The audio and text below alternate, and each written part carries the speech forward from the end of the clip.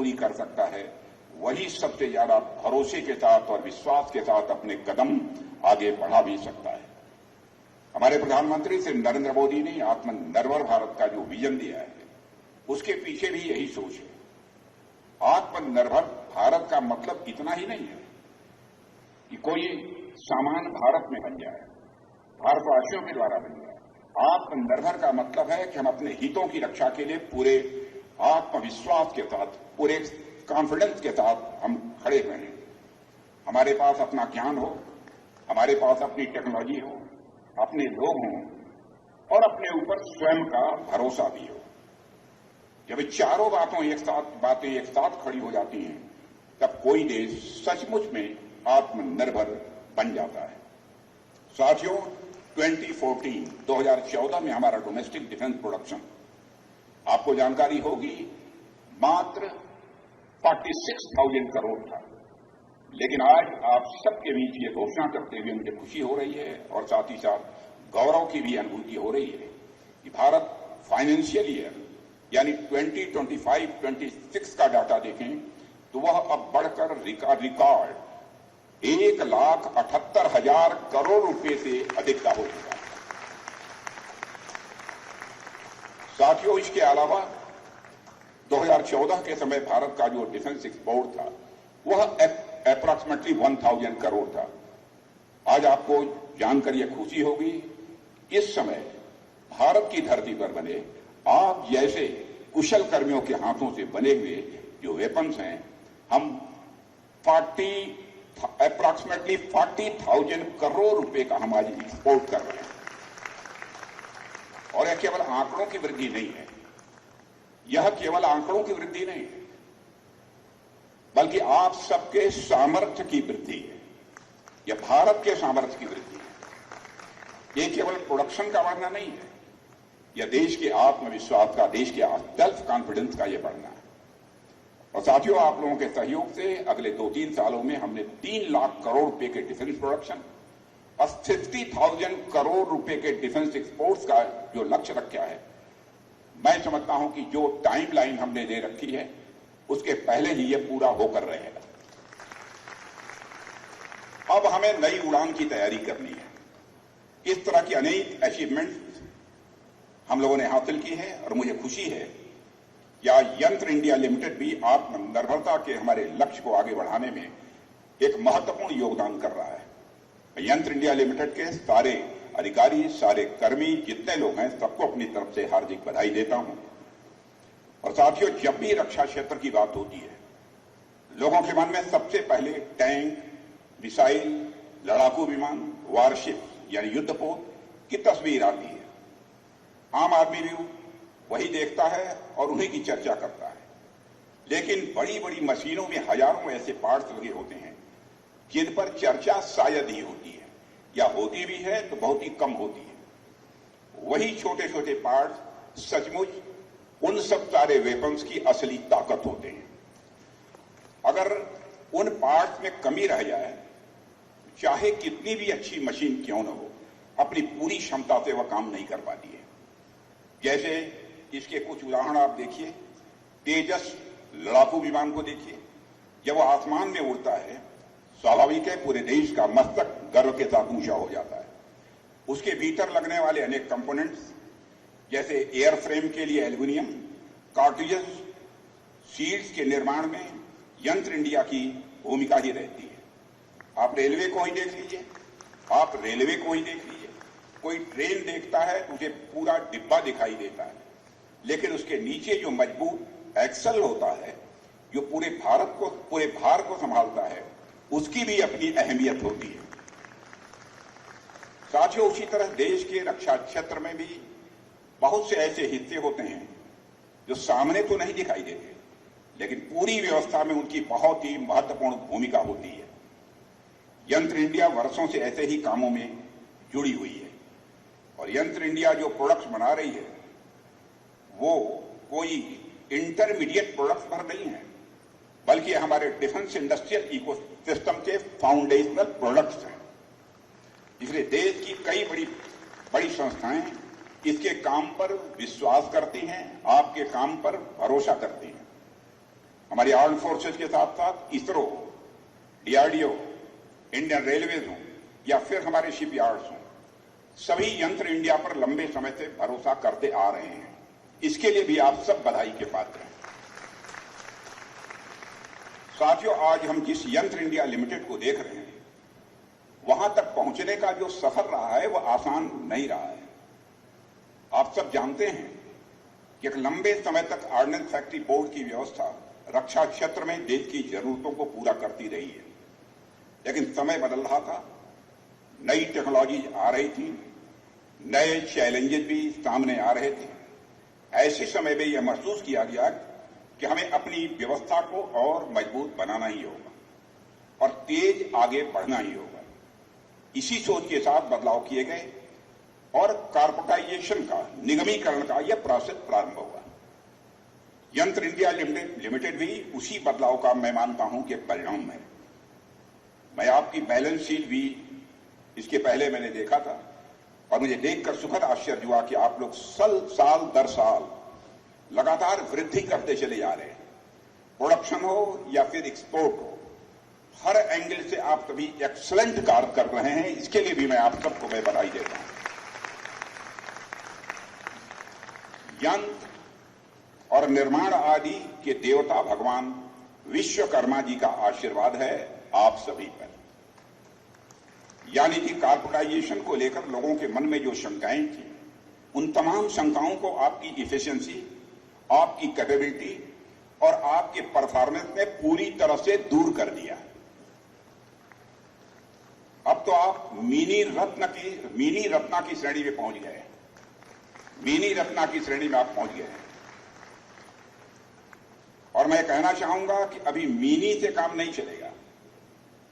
Yama for mini तो हो गया, अब एक और बिग यम यानी महारत्ना आपका इंतजार कर रहा है। यह बात मैं विश्वास के साथ कह सकता हूं।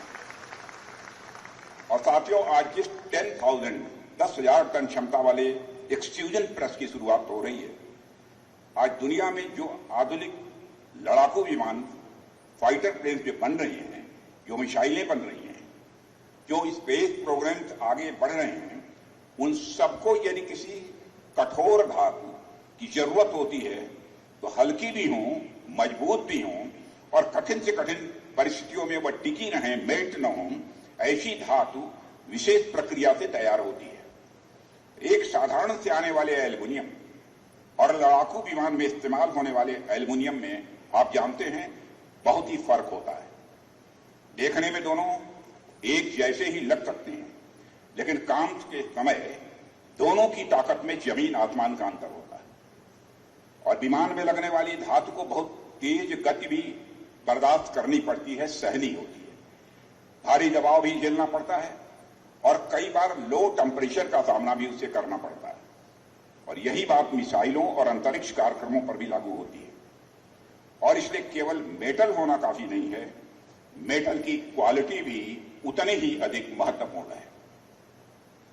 अगर क्वालिटी अच्छी होगी तो हर परिस्थिति में हमारे लिए सहायक होगी। और हमने ऑपरेशन सिंदूर के दौरान अपने सेनाओं की कामयाबी को प्रत्यक्ष देखा है। 1 वर्ष पूर्व हमारी आर्म फोर्सेज ने जो अदम्य साहस दिखाया था साथियों, वह इतिहास में स्वर्ण अक्षरों में अंकित हो गया है। और इस ऑपरेशन की सफलता में हमारे इक्विपमेंट का मेजर कंट्रीब्यूशन है। आप जो इक्विपमेंट बनाते हैं उसका मेजर कंट्रीब्यूशन है। और उनकी मजबूत अच्छी क्वालिटी ने आतंकियों और उनके ठिकानों को नष्ट नाबूद कर दिया। इसलिए मेरा मानना है कि सेनाओं के साथ साथ उनके जो इक्विपमेंट्स हैं उनकी मजबूती भी बनी रहनी चाहिए। अंबाझरी में बनने वाली यह सुविधा देश को उसी दिशा में मजबूत करने वाली है, ऐसा मेरा पक्का विश्वास है। साथियों, हम अक्सर यह बात करते हैं कि युद्ध का स्वरूप बदल रहा है। बॉर्डर्स धुंधले पड़ रहे हैं, दुश्मनों का पता नहीं लग पाता है, सेनाएं खड़ी रह जाती हैं और देश डिस्टेबलाइज हो जाता है। यह सब बात काफी हद तक ठीक भी है, पर इसके साथ ही यह बात भी उतनी ही सही है कि कन्वेंशनल वारफेयर और मीन्स अभी भी उतने ही रिलेवेंट बने हुए हैं जितने कि 1947 में थे। यही नहीं, 2047 में भी इनकी रेलेवेंस लगभग उतनी ही बनी रहेगी जितनी की अभी है। इस सच्चाई को भी हमको स्वीकार करना होगा। इसलिए मिलिट्री इंडस्ट्रियल बेस की जो इंपॉर्टेंस है वह आगे आने वाले लंबे समय तक बनी रहेगी। कहना मैं चाहता हूं कि आप सबका कार्य अतीत में जितना महत्वपूर्ण रहा है, वर्तमान में जितना महत्वपूर्ण है, भविष्य में भी उतना ही महत्वपूर्ण रहेगा ही रहेगा। इसलिए साथियों, आज का यह कार्यक्रम केवल एक मशीन लगाने का कार्यक्रम नहीं है, बल्कि यह देश की एक बड़ी जरूरत को पूरा करने की दिशा में उठाया गया यह कदम है। जब हम किसी बड़ी उपलब्धि की बात करते हैं साथियों, तो अक्सर हमारी नजर मशीनों पर जाती है, जो इमारतें होती हैं इमारतों पर जाती है, या फिर उन चीजों पर जाती है जो सामने दिखाई दे रही है। लेकिन सच्चाई यह है कि किसी भी संस्था की असली ताकत उसके लोग होते हैं, जो काम करने वाले लोग होते हैं, उसकी ताकत होती है। कोई कारखाना हो वह अपने आप नहीं चलता है, कोई भी मशीन हो अपने आप काम नहीं करती है, उसके पीछे लोगों की मेहनत होती है, उनका अनुभव होता है और अपने काम के प्रति उनकी जिम्मेदारी होती है। और यंत्र इंडिया लिमिटेड की सफलता के पीछे भी मैं मानता हूं कि यही ताकत है। जहां काम करने वाले कर्मचारी वर्षों से चुपचाप धैर्य के साथ अपना काम कर रहे हैं, हो सकता है कि उनका नाम कहीं दिखाई न दे, लेकिन देश की कई बड़ी जरूरतों के पीछे उनकी मेहनत जो होती है, आपकी जो स्किल है, यह साफ साफ देखी जा सकती है। यही मेहनत आपकी मेहनत यंत्र इंडिया को खास बनाती है, और यह आपकी यही मेहनत देश का भरोसा भी मजबूत करती है। साथियों, 2021 में कॉर्पोरेटाइजेशन के बाद हमारा एक स्पष्ट ध्येय था। हमारे मन में यह विचार था कि जो नई इकाइयां अस्तित्व में आ रही हैं, उन्हें कार्य करने की पूरी ऑटोनॉमी, पूरी स्वायत्तता मिले, उन्हें इनोवेशन, रिस्क टेकिंग, रिसर्च और एक्सपोर्ट के क्षेत्र में आगे बढ़ने का खुला अवसर भी प्राप्त हो। उनकी जो कैपेसिटी है उसका विस्तार हो, उसे नई उड़ान मिले। और मुझे यह देखकर संतोष और प्रसन्नता होती है कि आप सभी उसी दिशा में सफलतापूर्वक अपने कदम तेजी के साथ आगे बढ़ा रहे हैं।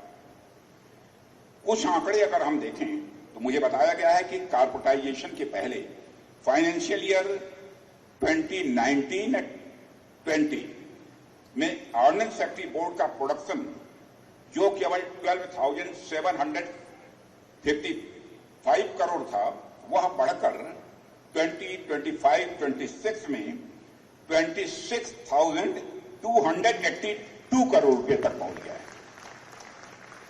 अगर डिफेंस एक्सपोर्ट की बात करें तो कॉर्पोरेटाइजेशन के पहले यह मात्र 81 करोड़ था, 81 करोड़ था, जो कि अब लगभग 4,561 करोड़ तक पहुंच गया है। जिसमें यंत्र इंडिया लिमिटेड के कंट्रीब्यूशन का जहां तक प्रश्न है, वह अप्रॉक्सिमेटली 397 करोड़ है। इसे मैं 400 करोड़ कहता हूं। और मैं मानता हूं कि यह अचीवमेंट कोई साधारण अचीवमेंट नहीं है, यह मेजर अचीवमेंट है। और आज के कॉम्पिटिटिव वर्ल्ड में मैं समझता हूं कि दो प्रमुख तत्व किसी भी इंडस्ट्रियल एंटिटी को आगे बढ़ाने का कार्य करते हैं। पहला है रिसर्च एंड डेवलपमेंट और दूसरा है कैपिटल इन्फ्यूजन। जहां तक रिसर्च एंड डेवलपमेंट का प्रश्न है, आज के तेजी से बदलते टेक्नोलॉजिकल वर्ल्ड में इसका जो महत्व है वो सभी जानते हैं, सर्वविदित है। इस विषय पर अधिक कहने की आवश्यकता मैं नहीं समझता हूं। जिस प्रकार के परिवर्तन आज देश और दुनिया में देखने को मिल रहे हैं, वे वास्तव में अनप्रेसिडेंटेड हैं, अप्रत्याशित हैं। ऐसी स्थिति में यदि किसी एंटिटी को केवल आगे बढ़ना ही नहीं बल्कि दीर्घकाल तक उसे सर्वाइव और कंपीट भी करना है, तो उसका मार्ग रिसर्च एंड डेवलपमेंट से होकर ही गुजरता है। जो संस्थाएं इनोवेशन को अपनाती हैं, मैं विश्वास के साथ कह सकता हूं, वही संस्थाएं भविष्य का नेतृत्व भी करती हैं। और इनोवेशन को यंत्र इंडिया लिमिटेड अपना रही है, इसके लिए भी मैं यंत्र इंडिया लिमिटेड को अपनी तरफ से बधाई देता हूं। साथियों, कैपिटल इन्फ्यूजन को भी हमें केवल कई मशीनें खरीदने तक सीमित दृष्टि से नहीं देखना चाहिए। एक अर्थ में यह रिसर्च एंड डेवलपमेंट इकोसिस्टम का ही एक महत्वपूर्ण हिस्सा है। जब हम नई मशीनरी स्थापित करते हैं या आधुनिक उपकरणों में इन्वेस्ट करते हैं तो उसके साथ एक महत्वपूर्ण टेक्नोलॉजिकल लिंकेज भी हमारी संगठन में आता है। आधुनिक मशीनों के माध्यम से नई टेक्नोलॉजी हमारे मैन्युफैक्चरिंग सिस्टम का हिस्सा बनती हैं, जिससे उत्पादन प्रक्रियाओं में दक्षता बढ़ती है और दक्षता ही नहीं बढ़ती बल्कि गुणवत्ता में भी सुधार आता है और संपूर्ण प्रणाली अधिक आधुनिक और सक्षम बनती है। इस प्रकार हमारी प्रत्येक जो प्रक्रिया है, जो हमारा हर प्रोसेस है, पहले से बेहतर होता चला जाता है। साथियों, से आज जिस संयंत्र का भूमि पूजन यहां पर हो रहा है, मैं मानता हूं कि अपने में उसका एक विशेष महत्व है और यह केवल एक नई सुविधा का निर्माण मात्र नहीं है, बल्कि भविष्य की आवश्यकताओं को ध्यान में रखते हुए हमारी क्षमताओं को सशक्त बनाने की दिशा में उठाया गया एक बहुत ही महत्वपूर्ण कदम है। और यहां मैं यह भी कहना चाहूंगा कि आने वाले समय में हमारी जितने भी पब्लिक सेक्टर इंटरप्राइजेस, इनको विशेष रूप से एफिशिएंट मशीनरी इंस्टॉलेशन और मॉडर्नाइजेशन को प्राथमिकता देनी चाहिए। आधुनिक तकनीक और उन्नत उत्पादन प्रणालियों में निवेश केवल वर्तमान की आवश्यकता नहीं बल्कि भविष्य की प्रतिस्पर्धा की यह अनिवार्यता भी है। साथियों, यदि हम इस दिशा में निरंतर आगे बढ़ते रहे तो मुझे पूरा विश्वास है कि हमारी सभी कॉर्पोरेट एंटिटीज न केवल राष्ट्रीय अपेक्षाओं पर खरी उतरेंगी बल्कि ग्लोबल स्टैंडर्ड पर भी अपनी सशक्त उपस्थिति दर्ज कराने में वह कामयाब होगी। और मुझे खुशी है कि iDEX, Aditi, technology development fund जैसी स्कीम्स के माध्यम से आप लोग इनोवेशन की दिशा में तेजी से अपने कदम आगे बढ़ा रहे हैं। अब तो आईडेक्स में डीपीएसयू द्वारा दिए गए चैलेंजेस भी आ रहे हैं और निश्चित ही यह रिसर्च एंड डेवलपमेंट के क्षेत्र में बहुत एक अच्छा संकेत मानता हूं। एक दूसरी भाषा में कहे जिसे मैं शुभ संकेत मानता हूं। और मेरा प्रयास यह होना चाहिए कि हम अधिक से अधिक पेटेंट्स अपने नाम करा सकें। डिफेंस सेक्टर से जुड़ी एचएल जैसी कुछ पीएसयूज ने अपने यहां रिसर्च एंड डेवलपमेंट से संबंधित और इसी प्रकार के अन्य मैनुअल्स भी उन्होंने बनाए हैं। यहां secretary defence production Shri Sanjeev Kumar ji उपस्थित हैं। आपकी लीडरशिप में बहुत कम समय में ही कई नए और इनोवेटिव कार्य हुए हैं। इसके लिए मैं उनकी भी सराहना करता हूं और उन्हें मैं बधाई देता हूं। साथियों, जब ऐसी पहले मेरे पास आती हैं और मैं उन्हें देखता हूं तो आप समझ सकते हैं कि मुझे कैसी अनुभूति होती है। मुझे बेहद अच्छा लगता है और साथ ही साथ आप सबके प्रति मेरे मन में कृतज्ञता का भाव पैदा होता है।